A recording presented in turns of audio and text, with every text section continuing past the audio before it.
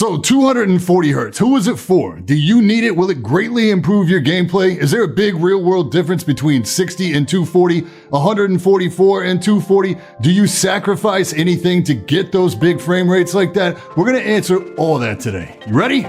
Let's go.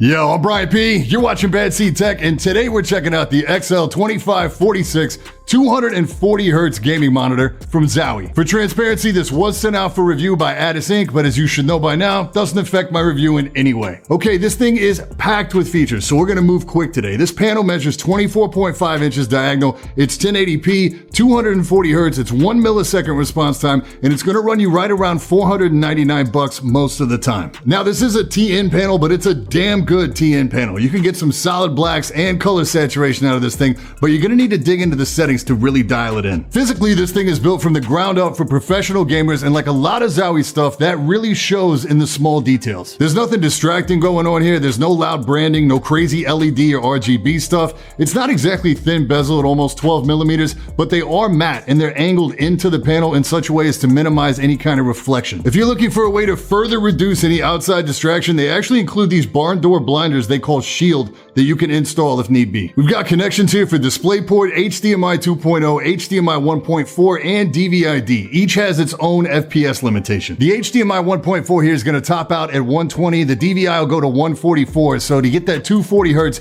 you're going to need to use the HDMI 2.0 or the DisplayPort. Cables included in the box here are a power cable, DisplayPort cables, and a USB pass-through cable. There are also hookups for mic in, headphone out, and even a retractable hook to hang your headphones on. You wouldn't normally use this in a home system, but if you travel to a lot of LANs or tourneys, it ensures you've always got a backup audio system that's going to be compatible with just about anything. You also get a couple USB 3 pass-throughs as well as a port for the S switch, which again we'll talk about here in just a sec. The stand here is solid, almost all matte black with a glossy red ring for cable pass-through. You get tilt, height adjust, and pivot as well, though it only pivots in one direction, which is only slightly annoying if you're on an uneven surface. It will pivot to full portrait, but only one way. The stand actually has markers and measurements, so once you get everything all dialed in for you, you've got a reference to recall your exact settings. This is great if somebody else is using your panel and you need to adjust it back quickly. You also get a full dust cover, which is waterproof as well, and if you'd rather forego the stand altogether and go with a monitor arm, that's no problem because there's a built-in mount for 100 by 100 VESA mounting as well. The last thing you may have noticed about this stand is the little round like cradle poured into the plastic, and that holds the S switch. This is something for me that I see like one time, and now I wish every panel had this. See, you can access the menu in the panel with the traditional front buttons, or you can use this little puck that has a big backspace button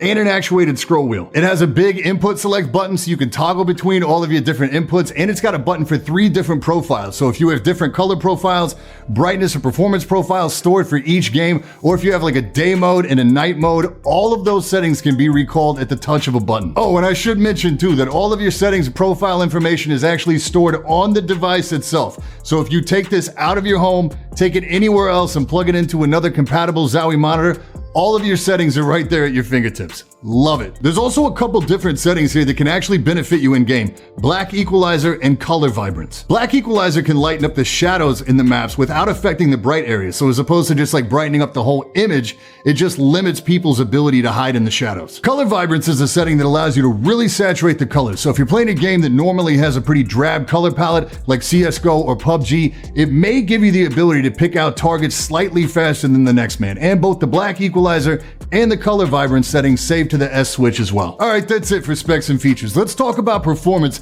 and help you figure out if this thing is right for you. I'm gonna start by saying this. The minute I saw what this panel was capable of, I was nervous about spending too much time with it during testing. It's smooth as glass. It's insane. So why wouldn't I want to spend a lot of time with that? Well, in addition to gaming, I also do content creation, so I don't have the luxury of using a TN panel as my main panel. And once you spend a lot of time at high refresh, going back to a lower refresh panel just wrecks you. So is 240 smoother than 60? Absolutely, by a landslide. It's not even up for debate. Is 240 smoother than 144? Yes, noticeably. Is this panel with DyAc smoother than my 144 Hz with G-Sync? Again, yes, noticeably. And there's barely any blur. Like, None. Whatever black magic goes into this DyAc or dynamic accuracy, it's not a gimmick. Even in situations with high weapon recoil or doing fast spins, you're still able to read every frame of the scene perfectly. I'm gonna leave a link in the description for Blur Busters. They have some utilities over there that work on this panel, as well as some additional information about DyAc if you're curious. This panel at 24.5 inches is what I would consider to be ideal for competitive gaming for a few different reasons. Number one, there's enough pixel density that you're not gonna see individual pixels or get bad aliasing on screen. Number two, it's a small enough frame that the entire thing fits in your field of vision, so you don't have to take your eyes off center point for any reason. The entire scene, all of the landscape is within view. So taking something like viewing angles, which is normally a challenge on a TN panel, makes it irrelevant. And number three, this being a 1080p panel means significantly less demand on your GPU hardware. See, there's a point here that seems obvious, but it gets by some people. And that is that there's no point in having a high FPS monitor if your GPU or your PC in general is not capable of doing high FPS. And depending on what title you're playing, 240 frames per second is no joke. Luckily, most competitive shooters are not terribly taxing on your graphics card. CSGO, Quake Champions, Splitgate, Overwatch, Black Ops 4 all fared very well. It's worth noting that you may have to turn down some graphics settings to take advantage. I'm on a single 1080 Ti on my machine, and Quake Champions on ultra settings would only hit like 170 FPS.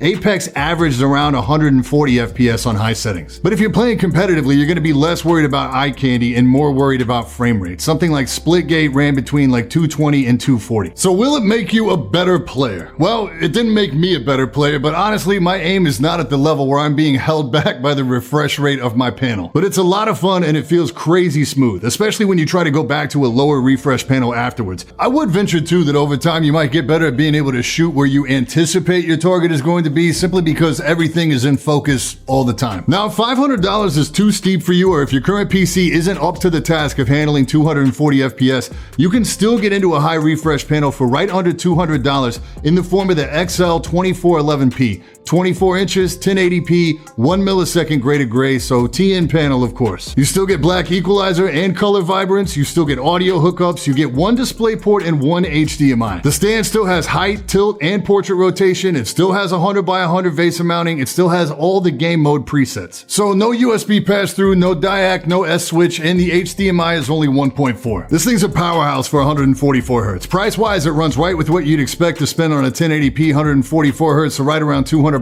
The panel has been in the field for a while though, so it's tried and tested. Alright, so wrapping up here, the XL2546 isn't an all-rounder panel. Like, you can edit on this panel, but the resolution and color accuracy would not be my first choice. If you play games that span a lot of different genres and aren't so competition focused, if you watch a lot of movies, there are better options out there for you. VA panels can offer some richer colors if you're not a die-hard FPS player and you've got access to ultra-wides and a lot of other options. For me, this feels like a tool for a serious competitive gamer or someone with aspirations of becoming a serious competitive gamer. If how you game is primarily competitive shooters, this is just removing another hurdle in your ability to play to your max potential, the same way having the best equipment in any competitive pursuit would. The gear doesn't make the player, but in the right hands, it can help that player perform their best. And in that regard, it's an absolute beast. With that specific focus in mind, I'm honestly at a loss as to how they would even improve it. There's no ghosting, no smearing, no flicker, no backlight bleed, no color shifting or inconsistencies, none of the things you may associate with a more budget panel. This thing is solid. Big thanks to Addice Inc. for sending these out. You guys really have to stop sending me so many fire Zowie products because